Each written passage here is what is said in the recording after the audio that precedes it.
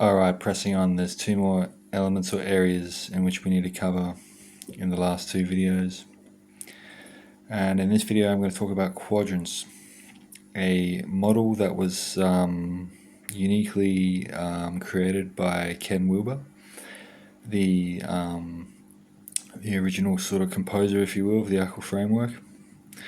And the quadrants model isn't necessarily a new innovation in language or anything like that, but what it is an emphasis or a re-emphasis or a way to re-clarify what we know about the rules of language itself. So when we were younger in primary school, we may have learned, hopefully we learned, about letters and how to construct sentences and how to construct paragraphs and how to use nouns and adjectives and verbs and things like that. But what we never had framed to us was really the philosophy behind a new way to understand language itself. So there's a few things to understand about language. It's not necessarily needing to be applied to any kind of literary practice. It's just something that is best kept just understood. You don't, and it will change you once you understand it, because it is a conceptualizing that is based on a framework, and it's physical. It's pictorial. You can visualize it and you can remember it. So the quadrants model, if you can imagine, just look it up on Google, Ken Wilber quadrants. But to give a verbal overview of what it is simply the three primordial perspectives demonstrated in the model. And then there are some dynamic sort of factors that make them all interconnected and alive. So in language, doesn't matter geographical location or time in history, every language that has come about in the world abides by the opportunities and limitations of these three primordial perspectives. And these primordial perspectives are, of course, first, second, and third person perspective. The I, the we, the interaction, and then the objective, the fly sitting on the wall watching everything. So people can write particular narratives, fictionary tales in these three groups of kind of writing styles, and when we communicate, we are also communicating using one of these sort of predominant modalities of being first, second, third person perspective. They also correlate really nicely with what we understand about subjectivity and objectivity. So the first person perspective is really subjective. The second person perspective is really intersubjective, and the third person perspective is really objective. So anytime we kind of understand a piece of knowledge, we transcend it because we understand it, and we've got to include it as well in our scaffolding or framing of the next piece of knowledge, which is what we do is we go between perspectives and evolve through the dialectic of scientific progress.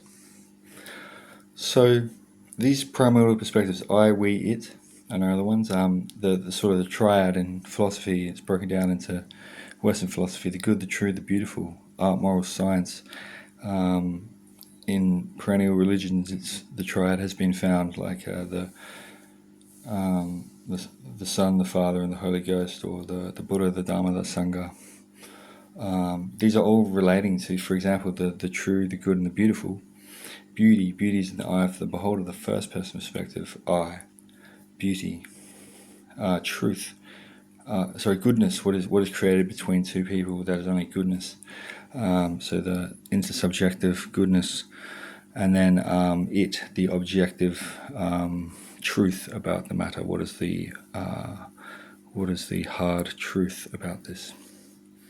So the good, the true, the beautiful, art, moral, science, Buddha, Dhamma, Sangha.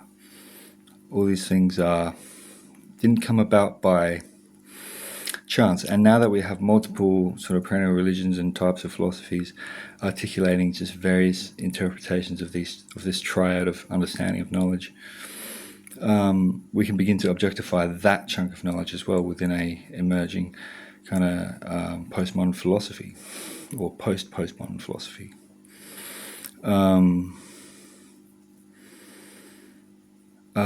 We can see as we go and develop, we move through these primordial perspectives from first, second to third. Young children often, it's not that they're being nasty or have ill intentions, it's what stages everyone goes through. We all start off egocentric, and then we transcend and include to ethnocentric. If we keep on growing and developing, we'll get to world-centric or cosmocentric, and that's just an understanding of the objective sort of reality and taking a self-center of gravity at that particular stage. So we go through first, second, third person perspectives.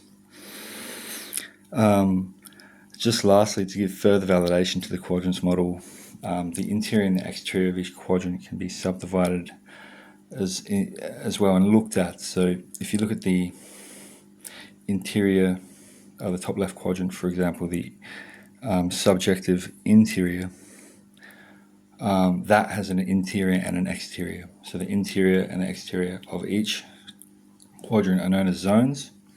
So the interior of what the individual subjective is known as a particular methodological approach as phenomenology.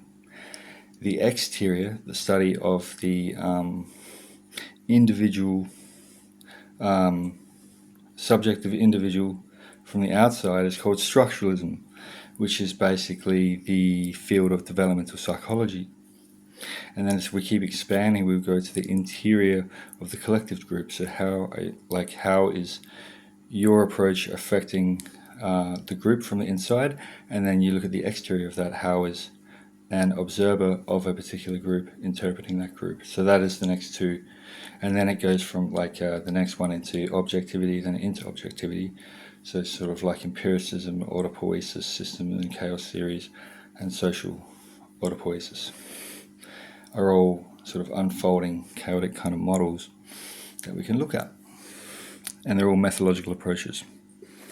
So there's a lot of crazy shit in this video, but quadrants can take a while to deconstruct, but they also unfold hierarchically within the nature of transcending and including.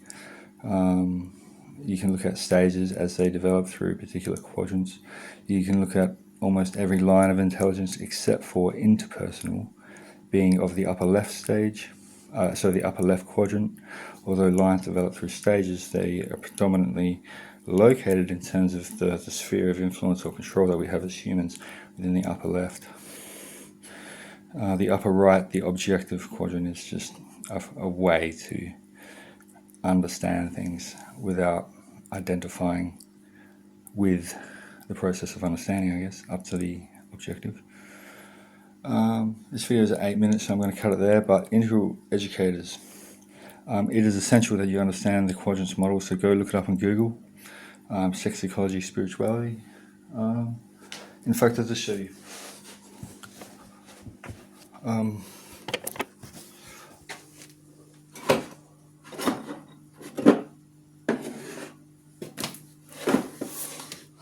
Let me get this book out. So you can see one particular version of it. Boom, wait. Boom. There it is. So stages as they are moving through quadrants. There's the model. Alright, integral educators, get to it.